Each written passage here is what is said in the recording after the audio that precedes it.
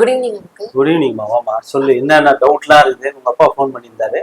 Commerce join பண்ணியிருக்கா என் doctor, அவளுக்கு ஏகப்பட்ட டவுட்ஸ் இருக்கு, அதெல்லாம் நீங்க தான் கிளாரிஃபை பண்ணணும், அவளை அனுப்பிச்சு வைக்கிறேன் அப்படின்னு சொல்லியிருந்தா. ஸோ என்னென்ன டவுட்ஸ் ஒன்று ஒன்றா சொல்லி கிளாரிஃபை பண்ணி. அதான் அங்கிள், லாக்டவுன்ல லீவ் இருந்தனால மம்மி பிசினஸ் பண்ணிட்டு இருக்காங்க அங்கிள். லாக்டவுன்ல நானும் அவங்க ஹெல்ப் பண்ணனால கொஞ்சம் ஆர்வமா இருந்துச்சு. ஓகே. 10th அப்புறம் 11th சி குரூப் ஜாயின் பண்ணலாம்னு சொல்லிட்டு சி குரூப் ஜாயின் பண்ணிருக்கேன் அங்கிள். ஓகே. அது ஜாயின் பண்ணதுல இருந்து எல்லாருமே என்ன கம்மி மார்க் எடுத்திருக்கியா, இல்லைன்னா என்ன படிக்க கஷ்டமா அப்படின்னு கேட்கறாங்க. ரிலேட்டிவ்ஸ், ஃபேமிலிஸ் எல்லாருமே அதான் கேட்கறாங்க. ஏ குரூப் கொடுக்குற வேல்யூ சி குரூப் கொடுக்க மாட்டாங்க, அது ஏன்னு தெரியல அங்கிள். சரி, அதான் எனக்கே இப்போ தோணுது, என்ன நம்ம சி குரூப் எடுத்துருக்குமே, அது நல்ல சாய்ஸா இல்லையான்னு. சரி, அதான் அவங்கள்ட்ட டவுட்ஸ் கேட்கலான்னு அங்கிள். குட். ஃபர்ஸ்ட் வந்து நீ காமர்ஸ் சூஸ் பண்ணதுக்கு ஒரு கங்க்ராச்சுலேஷன் பண்ணிடுறேன். தேங்க்யூ. அது ஏன் அப்படின்னா, நீங்கள் ஆடிட்டர் வந்து ஊரில் ஒருத்தர் 2 பேர் தான் இருப்பாங்க, பட் டாக்டர்ஸ் நிறைய இருப்பாங்க, ஐடி கம்பெனியில் ஒர்க் பண்ணுறவங்க நிறைய இருப்பாங்க இல்லையா? ஸோ காமர்ஸ் வந்து பேக்ரவுண்டில் வரும்போது நீங்கள் வந்து இந்த சொசைட்டியை புரிஞ்சிக்க முடியும், பிஸ்னஸ்னால் என்னன்னு புரிஞ்சிக்க முடியும், மற்றவங்கள ஈஸியாக புரிஞ்சுட்டு அசஸ் பண்ணுறது ரொம்ப ஈஸி ஒரு காமர்ஸ் பேக்ரவுண்ட்லேருந்து நீங்கள் வரும்போது. மோர் இன்ட்டு பிஸ்னஸை பண்ணுறவங்க எல்லாருக்குமே காமர்ஸ் பேக்ரவுண்ட் இருந்தால் இன்னும் ரொம்ப பெஸ்ட். அதை புரிஞ்சுட்டு செய்யலாம். ஒரு பேசிக் அக்கௌண்ட்ஸ்னால் என்ன, பிஸ்னஸ் எப்படி பண்ணோம், மார்க்கெட்டிங்னா என்ன, ஸோ பிஸ்னஸோட நேச்சர் என்ன, இது எல்லாமே வந்து உங்களுக்கு காமர்ஸ் படிக்கும்போது ரொம்ப ஈஸியாக வந்துடும். இப்போ இதுவே வேற நான் காமர்ஸ் வச்சிங்களேன், கொஞ்சம் பிஸ்னஸில் ஸ்ட்ரகிளிங் பண்ணி தான் அதுக்கப்புறம் அவங்க சர்வே பண்ண முடியும் இனிஷியலாக. பட் காமர்ஸ் ஸ்டூடெண்ட் வந்து ரொம்ப ஈஸியாக பிக்கப் பண்ண முடியும். ஃபர்ஸ்ட் ஒன்று. ரெண்டாவது, காமர்ஸில் வந்து நிறைய வாய்ப்புகள் அதிகம்.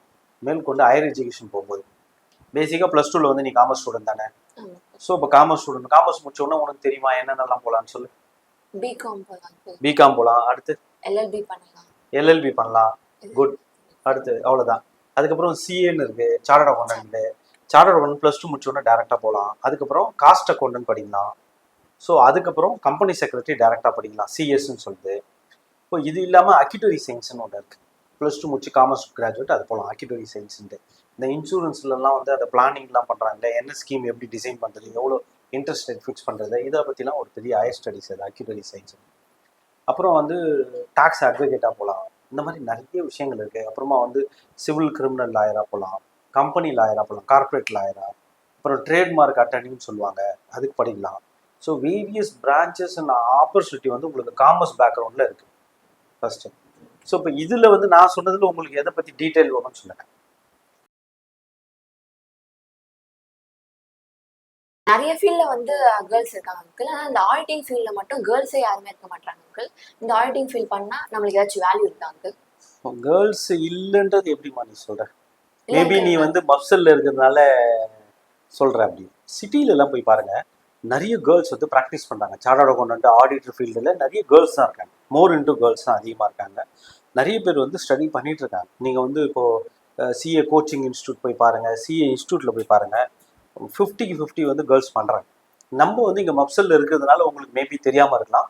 பட் நிறைய இண்டஸ்ட்ரீஸில் பார்த்தீங்கன்னா கேர்ள்ஸ் வந்து சிஏ முடிச்சுட்டு ஒர்க் பண்ணிட்டு இருக்காங்க. ஸோ அதனால் நம்ம வந்து இந்த நம்ம ஏரியாவில் மேபி கம்மியாக இருக்கலாம்.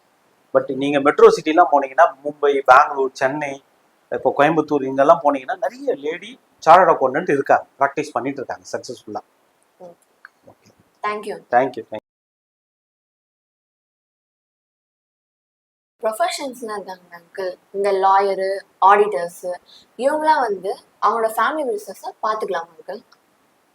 ஜென்ரலாக வந்து அட்வொகேட் அண்ட் ஆடிட்டர்ஸ் வந்து பிஸ்னஸ் பண்ணக்கூடாது.